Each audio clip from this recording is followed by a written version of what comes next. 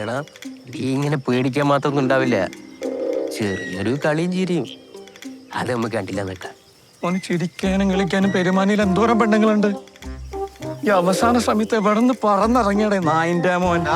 നല്ല കാര്യപ്രാപ്തിയുള്ളവനാ. എത്ര നാളായിട്ടുള്ള വണ്ടി ഇടപാടാ.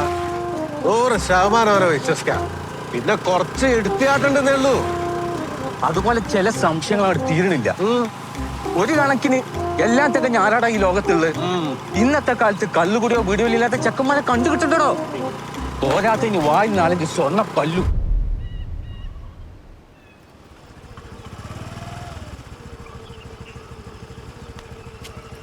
ലോകം മിന്നും വേഗത്തിൽ മാറുന്നു. പൊതു കണ്ടെത്തലുകളിൽ രാജ്യങ്ങൾ തമ്മിൽ മത്സരിക്കുന്നു.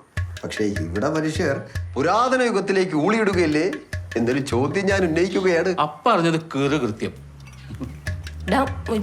വിളിയൊക്കെ കഴിഞ്ഞോടാ? ഞാൻ ഇവിടെ തുടങ്ങിയിട്ടേ ഉള്ളൂ.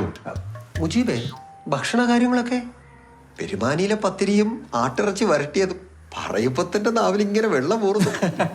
അത് ഭയങ്കര ഫേമസ് അല്ലേ? ഞങ്ങളെ അത് പറഞ്ഞപ്പോഴാ മുക്കറി ഇറച്ചി ഏൽപ്പിച്ചിട്ടില്ല കേട്ടോ. തിരിച്ചു പോണ വഴിക്ക് ഓർമ്മിക്കണേ. ഈ കല്യാണം അലമ്പാക്കൂ.